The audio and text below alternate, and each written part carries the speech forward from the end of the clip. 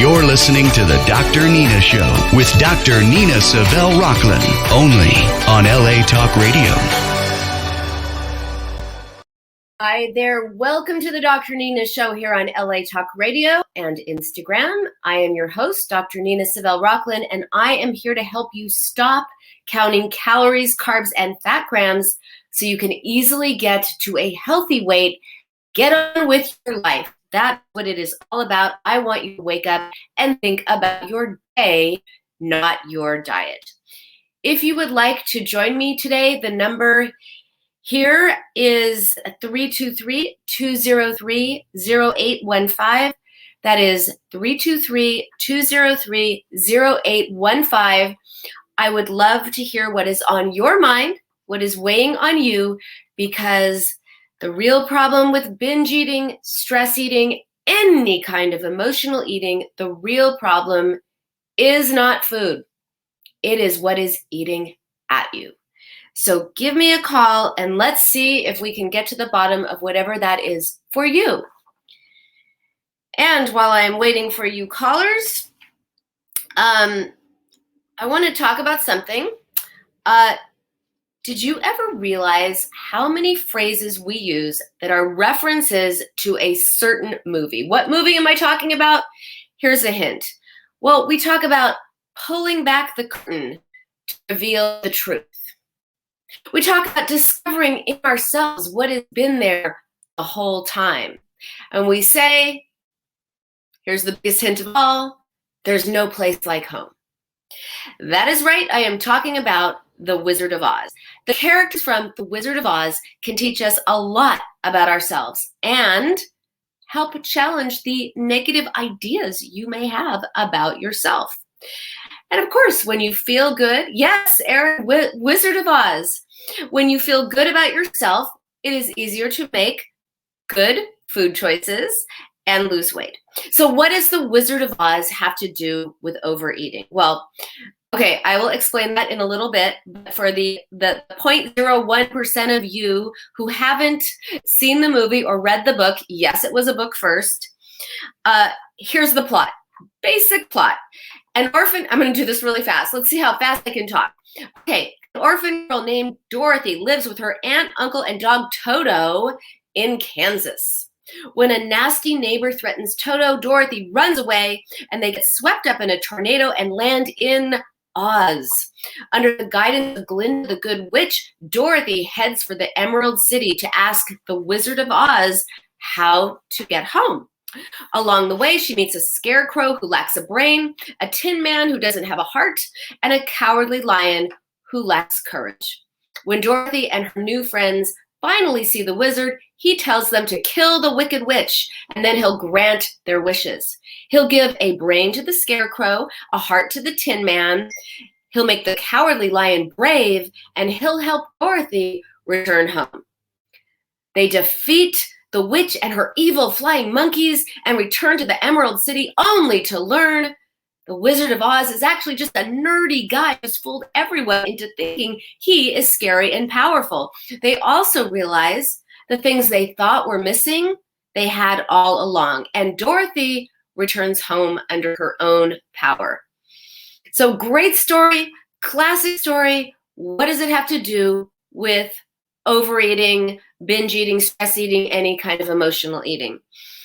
Well, each of the characters in The Wizard of Oz has qualities or conflicts that may relate to you and your life. And when you identify and work through those conflicts, guess what? You are less likely to turn to food to resolve them. Let us start with the great and powerful Wizard of Oz, the great and powerful Oz. He thought he had to appear strong and all-powerful in order to be respected.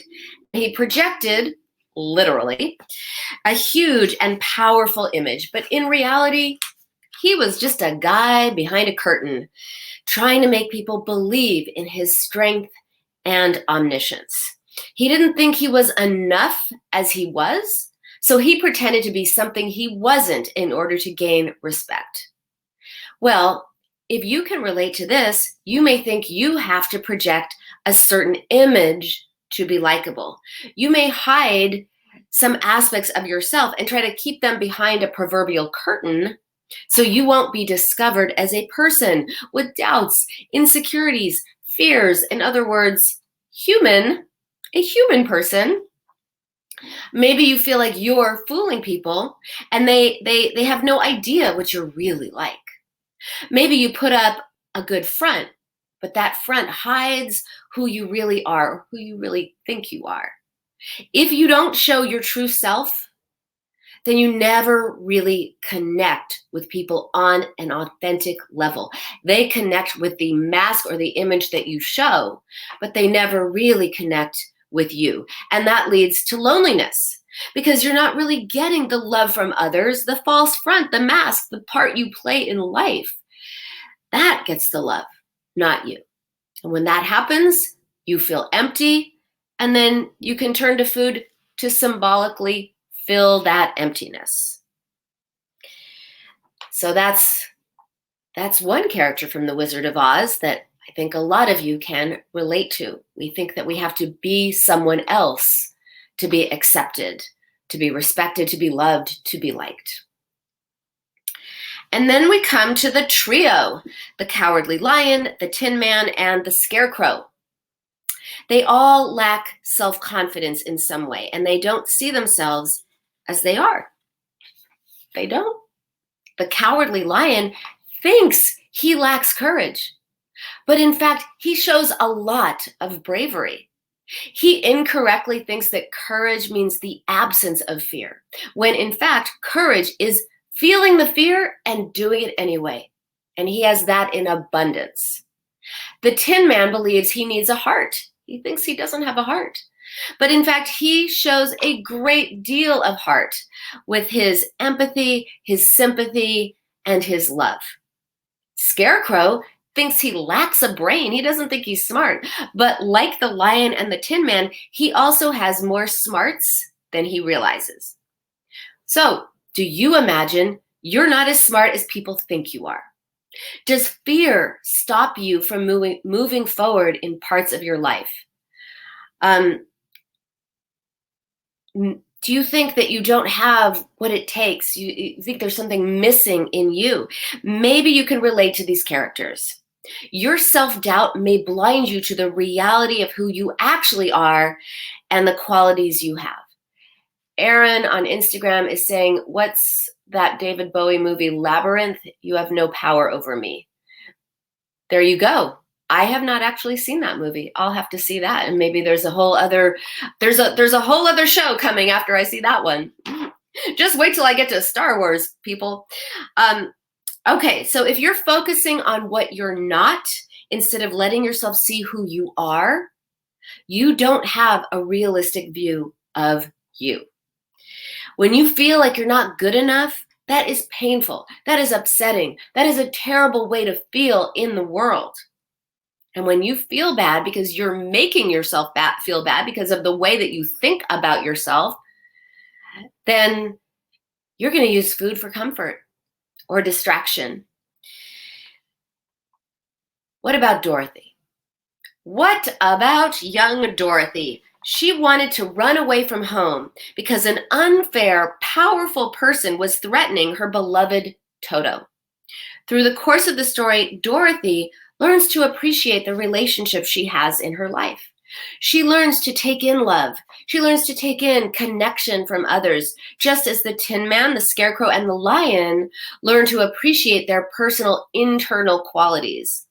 So do you think that you have to be independent and take care of things on your own instead of letting others help you? If so, you might be too disconnected from other people. You might be too independent in your relationships. Maybe you take care of other people, but you don't let them take care of you. And then you turn to food instead of people. Maybe food is the one thing that you can let in when you can't let in the trust and beauty and love of a relationship. Glinda the Good Witch, She could wave her magic wand and make everything okay for Dorothy. She could tell her about the power of the ruby slippers, but instead, she lets Dorothy learn that she can take care of herself. Kind of like a good parent who can help us and do something for us. They could do our homework for us. They could do all kinds of things for us, but they don't. They teach us to do it ourselves. And by doing that, we learn to depend on ourselves, to trust ourselves, in addition to accepting help at times from other people. Glinda knew that Dorothy had what it took to complete her task. She didn't want Dorothy to change. Dorothy just needed to trust that she had the inner resources to be okay. And we all need to cultivate that kind of caring, kind, sweet response to ourselves. We need a little bit of Glinda for ourselves. Glinda believed in Dorothy, and because of that steadfast belief, Dorothy was able to move forward in her journey. So we all need that internal Glinda, that ability to believe in ourselves. And that is what a supportive, soothing, and comforting voice sounds like. And guess what? When we can comfort ourselves with words, support ourselves, acknowledge ourselves, we don't need food for comfort. See how this works? Yes. Okay. Now we come to the characters that are the most troubling and upsetting in The Wizard of Oz. These are the parts that really scared me when I was a kid and I watched this movie, and I'm sure they scared you too. They can represent the parts of us that we need to challenge. Let's start with the Wicked Witch, a scary, nasty character. She is so terrifying. Think of the witch as your internal judge, your internal critic, your attacker, your slave driver, the part that tries to kill off your spirit and stop you from living your best life. Just like the Wicked Witch tried to kill Dorothy and her pals. The Wicked Witch within tries to kill you, tries to kill off your soul. The flying monkeys, they are super scary, and they have given generations of little kids total nightmares, including me. The monkeys. The monkeys stop being so threatening when the witch is dead. They're the scary things we're afraid of that maybe we attack ourselves with, but ultimately they only have power if we give them power, if we feed, pardon the expression, our internal witch. So if you're mean to yourself, if you're critical, vicious, if you try to destroy yourself, guess what? You feel terrible. You feel bad. And that makes you vulnerable to using food to feel better, because guess what? Nobody has ever hated themselves into loving themselves. You can't attack yourself into feeling better. You attack yourself and you're mean to yourself. Guess what? You feel bad. And then you use food to get away from your own mean voice and feel better. And that is why it's so important to challenge this internal wicked witch and those flying monkeys. So by destroying your internal witch, the critic and judge that attacks you at every opportunity, you're free. You are liberated. And when you feel free, when you feel liberated, when you feel good, because you don't have that nasty talking voice in your head going, nah, nah, nah, you're not good enough, you're bad, I'll kill you. You don't need food to make you feel better. You don't need food for comfort, for just a sense of well-being or escape. You're already able to do that for yourself. So the lessons from The Wizard of Oz: focus on who you are rather than who you are not. Connect with other people in your life. Defeat your inner judge, your inner critic, your inner mean girl or nasty guy, and defeat those flying mean thoughts, all those mean thoughts flying around your mind. Defeat them. They're trying to hurt you, and they're liars. They're not true. You learn this way of relating to yourself. You can unlearn it. You could get rid of that witch and those flying monkeys. Accept yourself as you are. You don't need to change to be good enough. You don't need to change for people to like you. You can accept yourself as you are in order to get where you want to go. Guess what? Maybe you don't need to lose weight to have a relationship.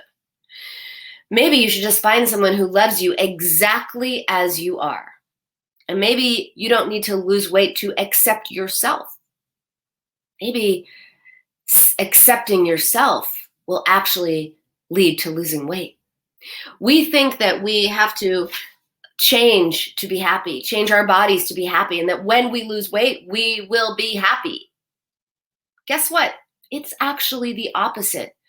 When we get happy, we lose weight. So that is my food for thought of the day regarding how the Wizard of Oz has everything to do with your relationship with yourself and with food. If any of that resonated with you, if you would like to talk with me about it, I encourage you to call me. What resonates with you? What can you relate to?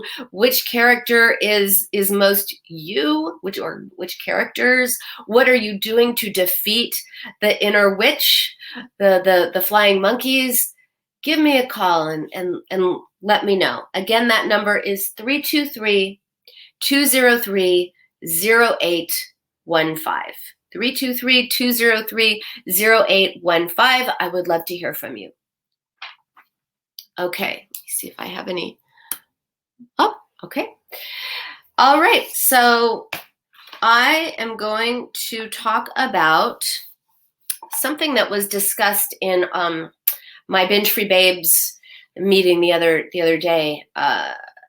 For those of you who don't know, I have a membership, an online membership group called the Binge Free Babes. Oh, looks like I have a caller. Hello. Oh, hi, Dr. Nina. Hi, Josh. How are you? Good. So I wanted to talk to you about what you were bringing up about the inner voice, the critic. I feel like it's also called the superego, and I feel like it's one of those things that pinpoint because we've inherited it in a sense from our parents, and it's become a part of who we are.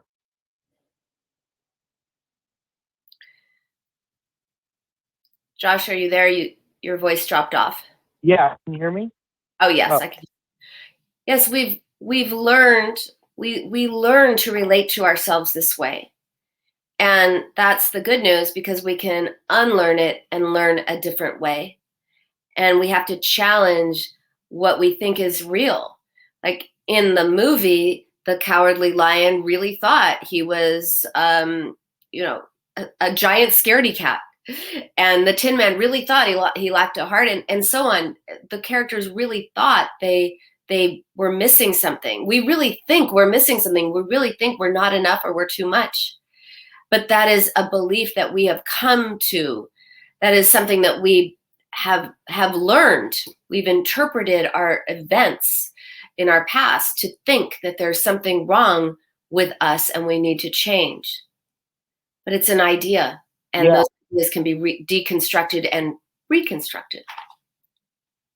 Yeah, I think that's so amazing, because the one thing that we generally think we're right about, like say our conscience, what we think of as good and bad, is probably wrong. And that's hard to realize, because we depend on our sense of right and wrong, and we never think that we're wrong about what we think is right and wrong. Well, correct me if I'm wrong, but I think you're talking about ideas about ourselves. Like we know what's right, we know what's wrong, we know it's wrong to hurt someone, and we know it's right to lend a hand to strangers and treat others as we would like to be treated. Like that's not the kind of right and wrong you're talking about. You're talking about ideas about oneself that are incorrect, that we think are true, but they are in fact false. When we have these wrong ideas about ourselves, we feel bad. When we feel bad, there's food to make us feel better. Yeah, and I think that, you made a point where it's like, well, are we thinking about ourselves, or are we thinking about other people? And I would say it's almost as if it's hard to draw that line, because how you will be critical to yourself is how you would potentially be unduly or incorrectly critical of someone else. Some people are critical of themselves and also critical of others. Other people treat others the way they would like to be treated, but they treat themselves the way they were treated, or they treat themselves in a harsh way, and they treat other people with so much grace and love and generosity. So which character did you relate to most as I was talking about the Wizard of Oz? Which one did you say, oh yeah, that's me? Or ones? Could be more than one. I almost want to say Dorothy. So yeah, tell us more. Yeah, I would say Dorothy, because Dorothy, part of me wants to stay in Oz. Part of me doesn't want to return home. And maybe because it's abusive at home, I don't know. But it's sort of like the child's fantasy of being able to get away from home. I mean, none of us had really good childhoods. And I imagine that the child's fantasy in a lot of those childhoods was to get away and to go to this foreign place. But it's interesting that Dorothy could have been split into all of these different characters. If you look at it from a literary perspective, she was all of those characters. And once she was healed, maybe then she was finally able to return home. And she killed her inner witch. Dorothy, that was Dorothy's inner witch, not an external witch. So what would your inner witch be? Or what are your flying monkeys? What is your inner witch? Or warlock I think exactly what we're talking about, this inherited sense of the inherited critic is probably my inner witch. So for you, the idea is to challenge that critic. I mean, for everybody, but I'm talking to you. So it's to challenge that critic and to say, wait a minute, that's just an idea. That's not reality. Let me challenge this notion. Whatever the critic is telling you, challenge it. Throw some cold water on it. And look at, well, where did I learn this? Where did this criticism come from? Where did I learn how to relate to myself this way? And what's another way of thinking about myself? Yeah, and I think, a lot of that critic is based in the culture that we were brought up in. I mean, we could be brought up in even a religious culture that has to do with our heritage and our past and what our parents really, really took as gospel, And so since it's coming from there, we had to accept it. It's not as if we could stand up at 5 years old and say, you know what, Mother, I've done some research and I feel like, you're not correct on this or something. You know what I mean? But we can do it now. But we can do it now. Yeah. We can do it now. We can say, you know what? I learned this, and this is why I always say that I'm not about blame, but about explain. It's not about blaming parents or blaming situations. It's about explaining, well, this is what happened, and this is what was said to me, and this is what was done. And this, as a result, this is what I learned to think about myself. You can say now, at the age of whatever you are as an adult, to that child, wait a second. You learned to believe this about yourself because that was going on. You can say to the internal, there are two mothers, there are two fathers, right? There's the actual parents that you grew up with, and then there are the internalized parents. So if someone was judgmental and critical of you, you become judgmental and critical of yourself. You kind of take in that that mean witch, that mean parent. And we can challenge that and take away its power and then change the way we relate to ourselves, which makes you feel much better in the world. And then you're less reliant on using food for comfort.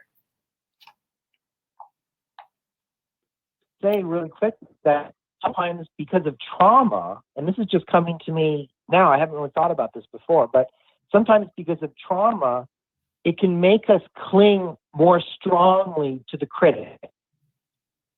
It's had an unfortunate event, which everyone does, and maybe we weren't so, and then because the trauma said, oh, no, I'm going to be, because otherwise your sense of self goes to trauma, so you become even more critical. I'm sorry, your voice is going in and out. I'm sorry. We only got a few. Okay,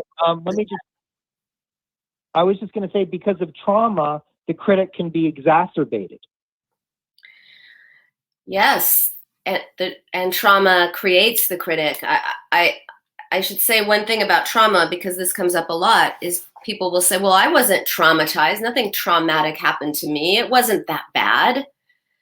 Well, there are two kinds of traumas. There's the terrible, horrible thing that happens to you. There's the parent who dies, or the divorce, or the car accident, or the abuse, or the really bad thing that happens that's huge and traumatic. That's like the one single stab wound to the heart. And then there are the other kind of traumas, which are smaller, but it's like 1,000 small cuts. 1,000 small cuts are as painful as one stab wound to the heart. So trauma is that which causes us to feel unsafe and in the world and feel bad about ourselves. Yeah. And, it makes me think of, you mentioned a divorce, but what about fighting? I mean, if most of the time we think of our parents as getting along and they're perfectly fine, but one day they fight. And because of that, we're forced to take a side. And the side might be the side of the critic, the parent that is trying to indoctrinate us, into his or her scheme. And because of the fighting and the force of that scariness, that's also kind of a way that we can become more critical when normally we weren't, because because of fear, we have to join the herd. And this is the same thing that happens in politics. Because of fear from either the Democrats or the Republicans, we all become more entrenched in our particular belief system. Absolutely. And the idea is to cultivate a nurturing, kind relationship to ourselves.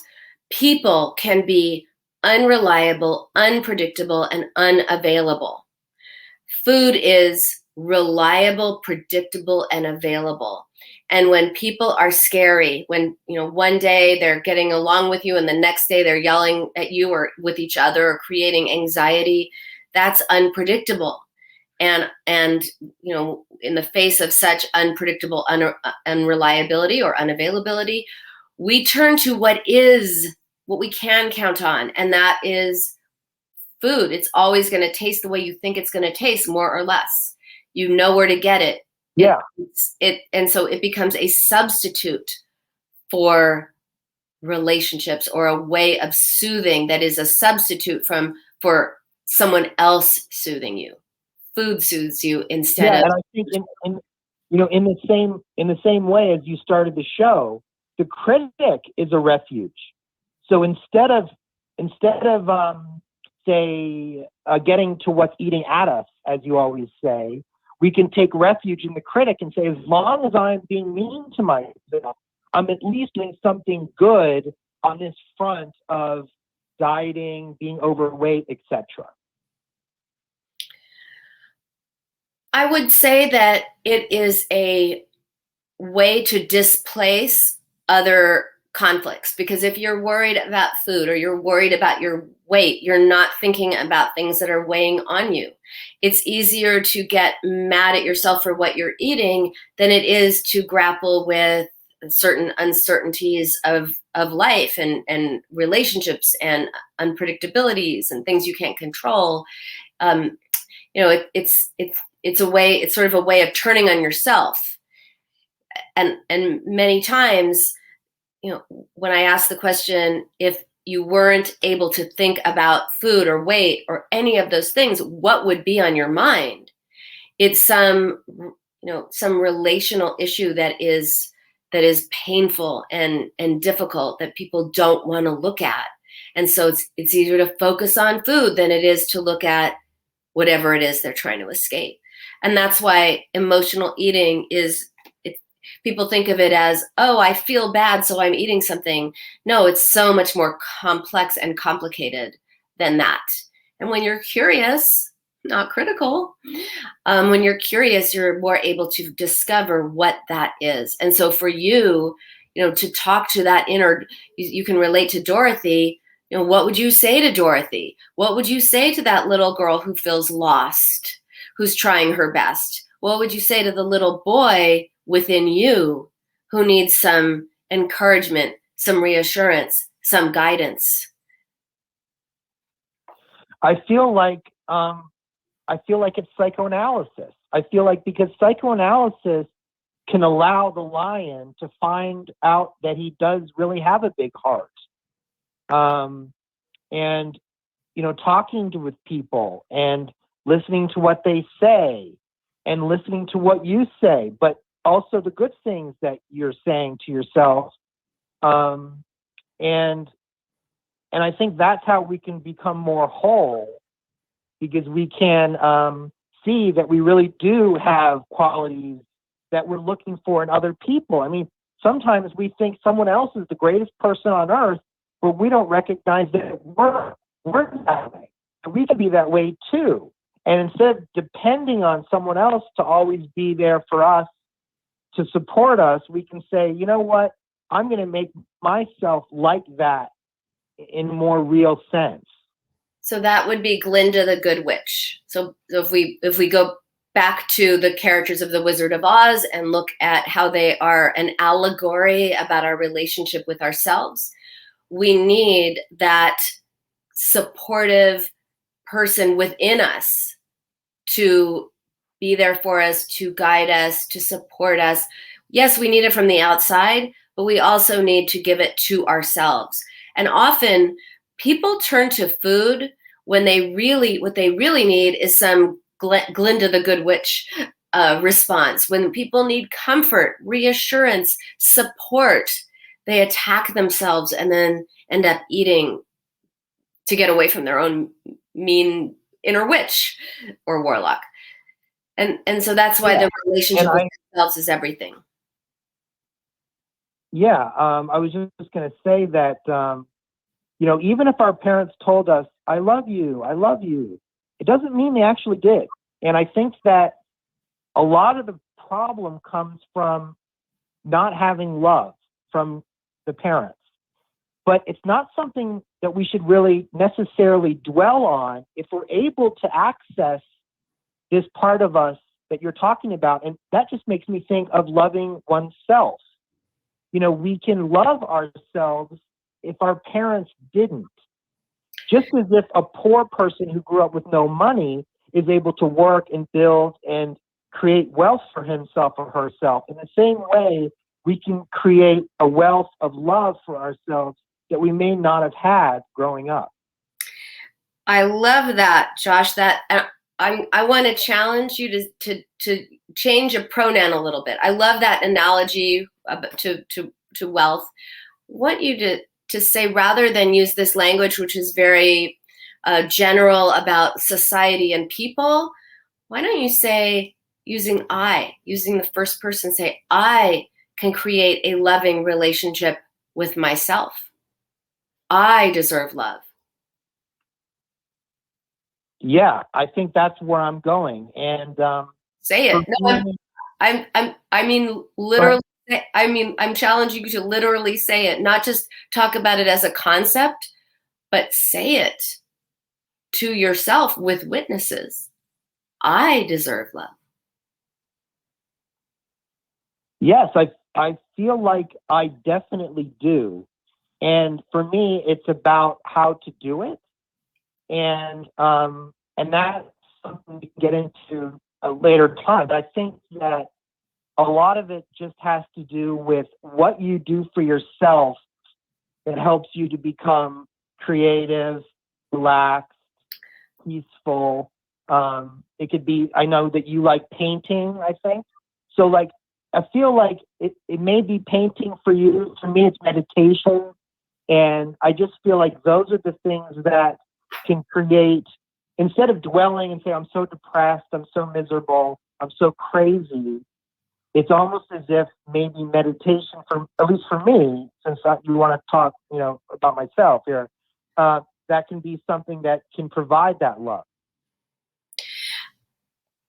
If that works for you, that is fine. But meditation is the ability to be with yourself, which is wonderful. But you also want to cultivate a sense of lovingness towards yourself. And I notice you still didn't say it. You did not say the words, I deserve love.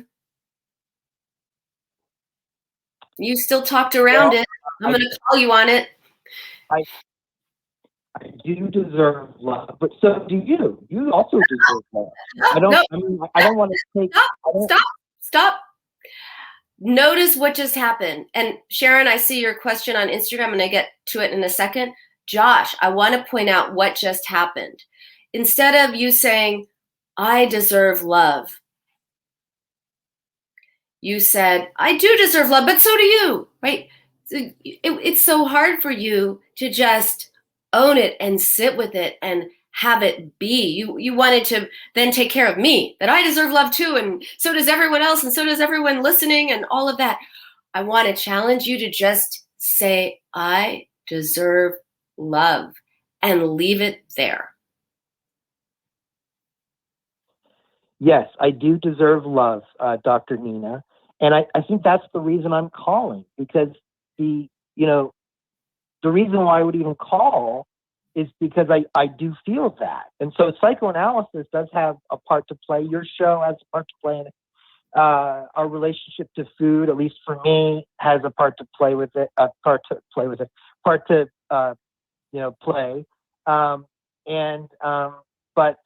I think that for me, it's really a very positive,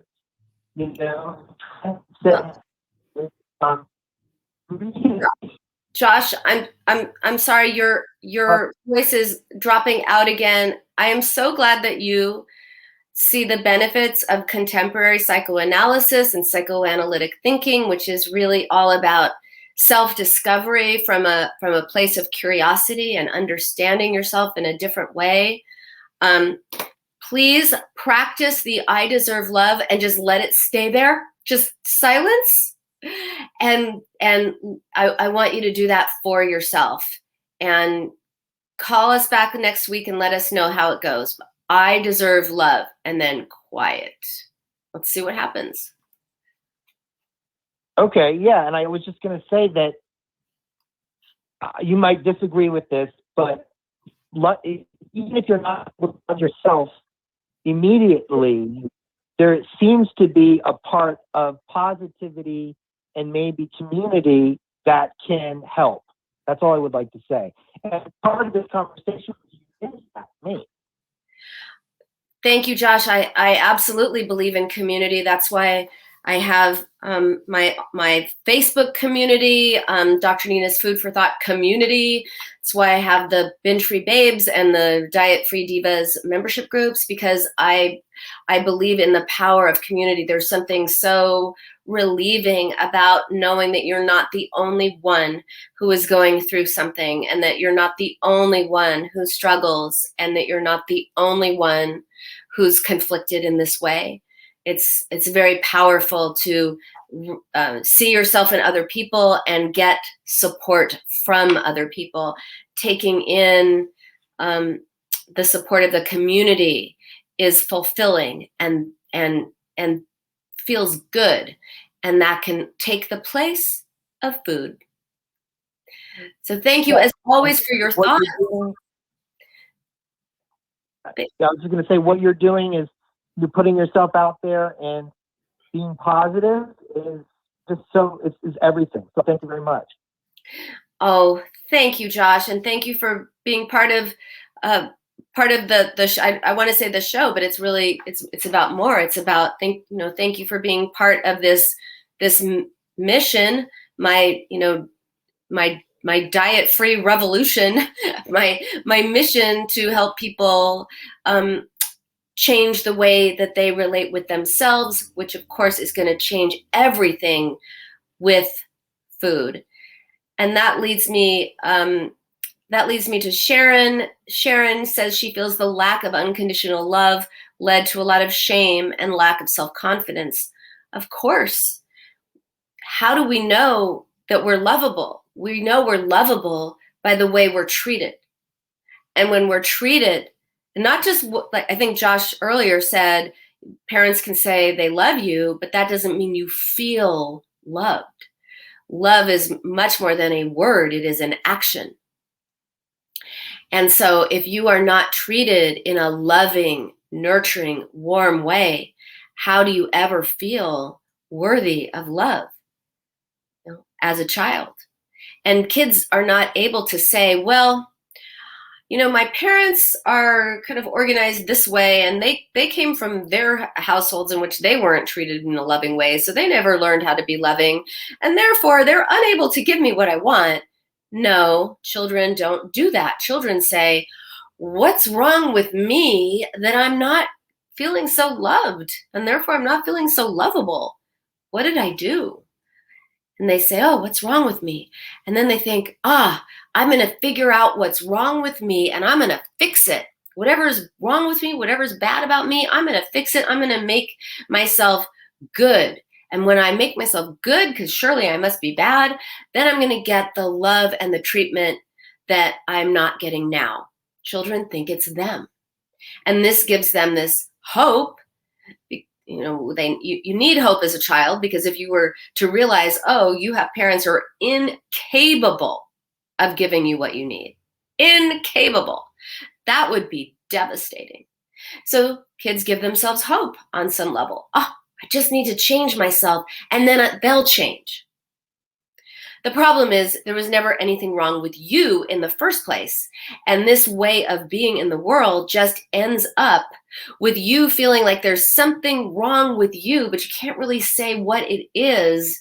You just feel vaguely bad about yourself and unlovable, and you have to hide yourself and put on a facade to be in the world, and therefore you never feel truly loved because people love the facade and not you. And then you're empty, and food fills the emptiness, and you can see where that goes. And so reconstructing that and looking back, Sharon and anyone who could relate to this, is feeling bad about yourself is shame. Guilt is, I feel bad that I didn't do this, or I should have done that and I didn't, or I did that I shouldn't have done. That's guilt. Shame is, there's something wrong with me. Guilt is, there's something wrong with what I did, or there's something wrong because I didn't do it. Shame is, there's something wrong with me. And Sharon, it's impossible to feel like there's something wrong with you and have confidence. Shame and self-confidence do not go together. They are on the opposite sides of the coin. If you have shame, you cannot have self-confidence.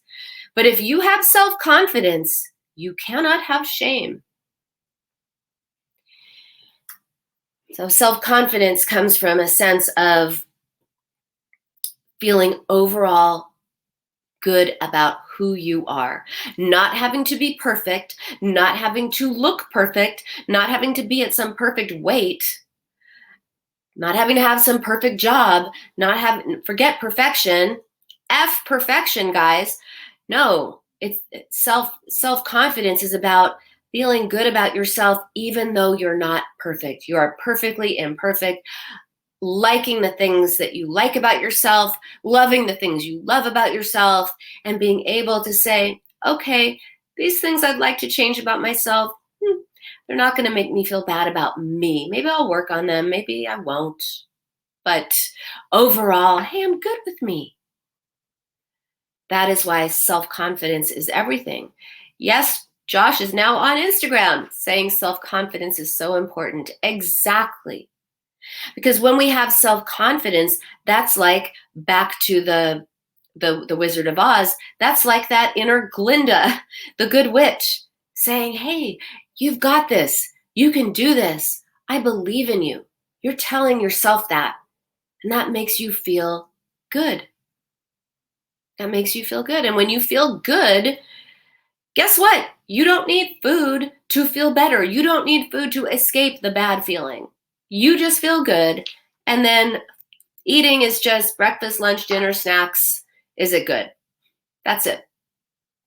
And that's the goal.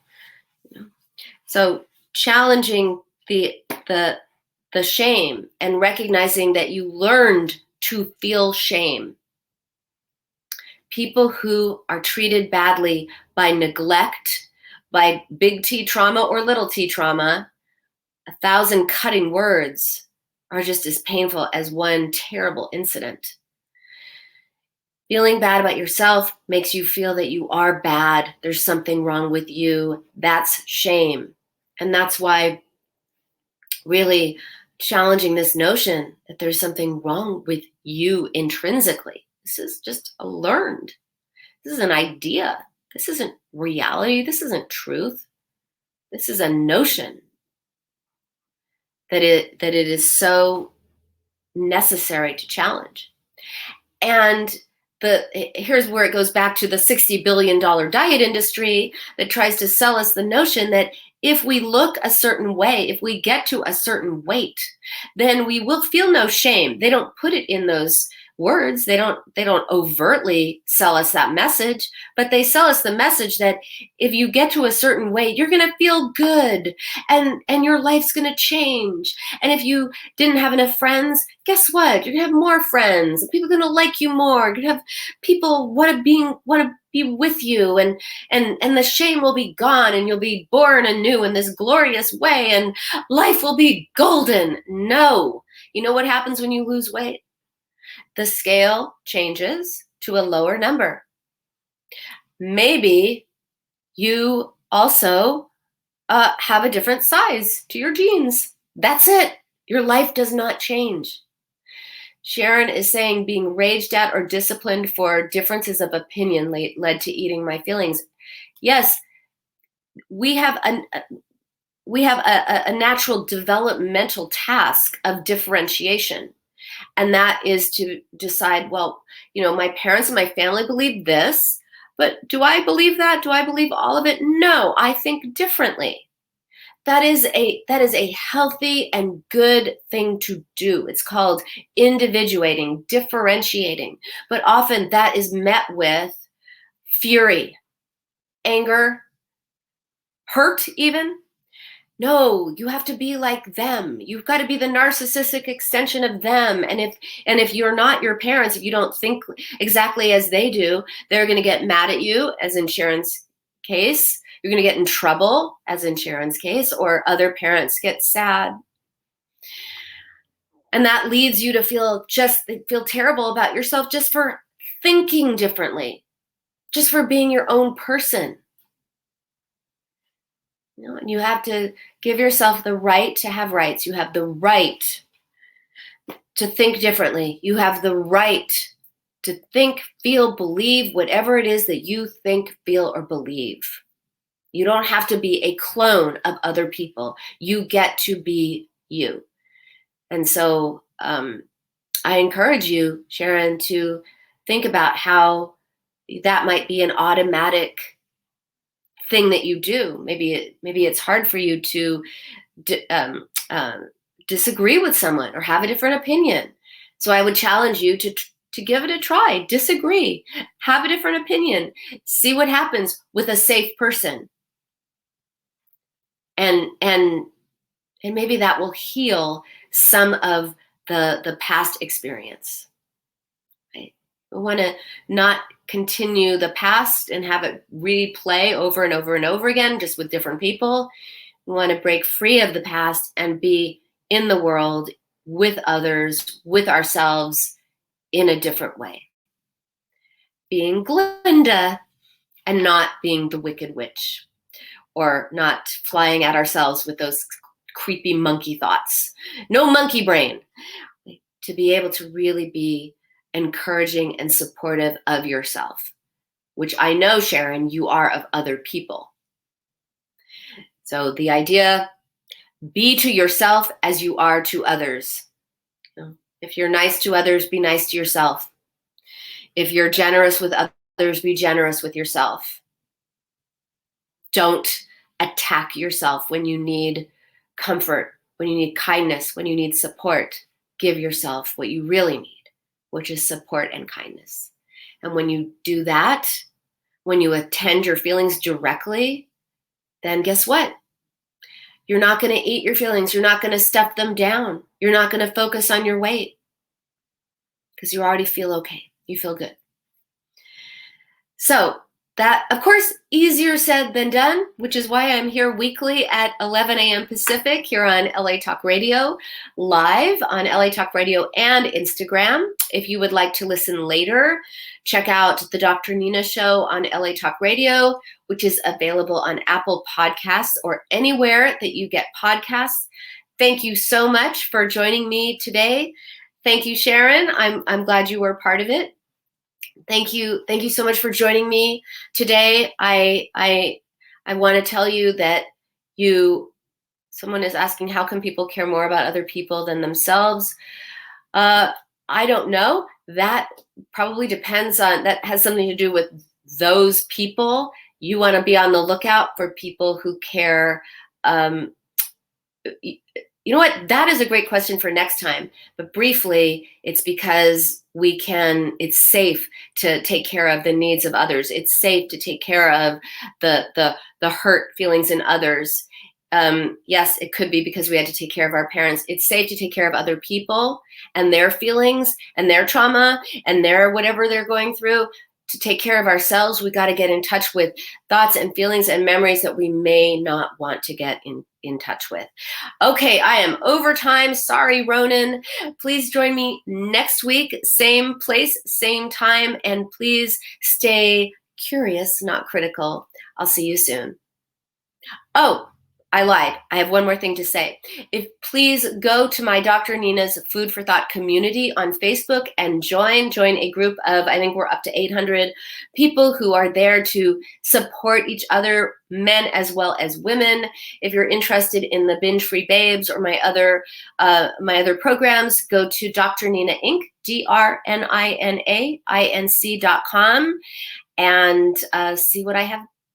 See what I have for you. I've got free stuff on there. I've got lots of stuff there. Have a great week, everyone. I'll see you next week.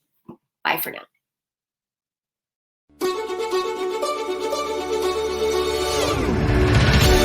You're listening to the Dr. Nina Show with Dr. Nina Savelle Rocklin, only on LA Talk Radio.